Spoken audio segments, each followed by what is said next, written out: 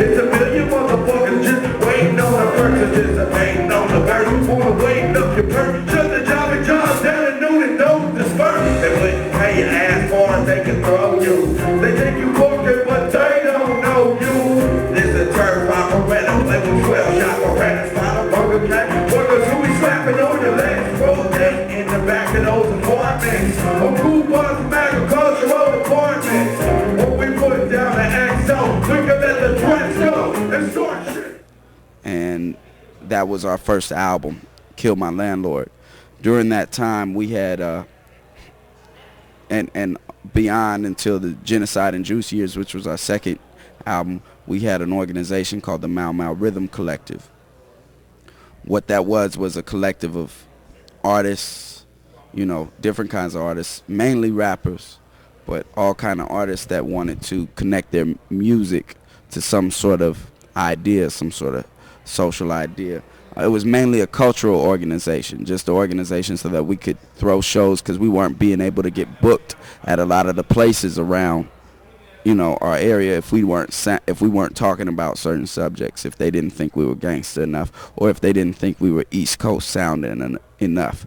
And so it first just started out as a way for us to throw our own shows. We threw these things called edutainment concerts, and many of us had been involved in different organizations and movements of the past, and we were kind of burnt out and jaded from that. And so we were like, oh, we want to make sure this is just cultural and we're not really trying to make it a political organization. But little by little, as more and more people came in, we ended up getting like 500 to 1,000 members of the Mau Mau Rhythm Collective just in the Bay Area.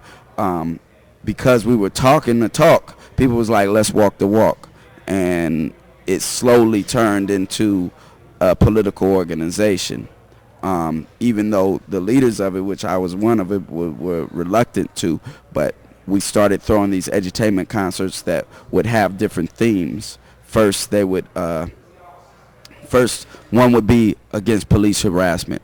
Then one would be against the attacks on welfare mothers, and one would be around rent control and things like that. And each of these, we would bring in speakers from different organizations to talk about the subject. But then people that joined the Mau Mau were like, what's going on? Ain't we going to do something too? So little by little, we started getting involved in the campaigns, and the artists started getting involved and things like that. Later on, after Genocide and Juice had already come and gone, that was our second album, I stopped rapping for a little while, and Mau Mau had basically disintegrated. And I helped to form another organization called the Young Comrades. And what we did was, it was almost the opposite way. We set out to get involved in grassroots campaigns and things like that. But it turned out that a lot of the people that were first involved in starting the Young Comrades were artists of one sort or another. So the campaigns, the way that we went about the campaigns was real creative. You know, we didn't do the same thing. You know, instead of saying protest at the city council, we said hoorah at the city council.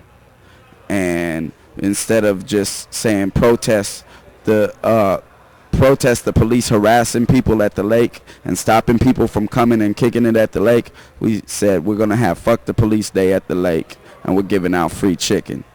And, you know, there was an artist element to it that really captured the imagination of a lot of young folks that had never been involved in anything before. And E-Rock, actually before the last album came out, had basically hung up his mic, decided he didn't want to rap anymore. He, you know, has 3 kids, and he got a job that paid enough to where he was comfortable with that. And, you know, he's still my partner. His son is my godson. You know, we see each other every week or every 2 weeks at the most, you know, and it's all good. And it's still just me and Pam in the Coup. Although on this tour, Pam wasn't able to do it because she has a catering business and she's making big money. Cover that had us blowing up the World Trade Center using bass guitar tuner and conductor's wands, basically meaning that our music is destroying capitalism, a metaphor for that. This was months before September 11th. September 11th happened, and before I get to September 11th, we sent out the picture to all sorts of publications who were all like, this is one of the best album covers of the year. We love it. We want to print it. And many of them did print it. And that was their first choice out of all the photographs that we had. And then once September 11th happened, much of the media were like, how could you even have thought about doing a cover like this? We don't understand. And you know, it's the same way as if somebody had done a cover of the White House blowing up, you know, which they have done so many times. It's almost a cliche to show the White House blowing up, and it's in movies and posters all over the place. That means they want to destroy the government. Well, my analysis tells me the government works for somebody else, so I want to destroy the ruling class.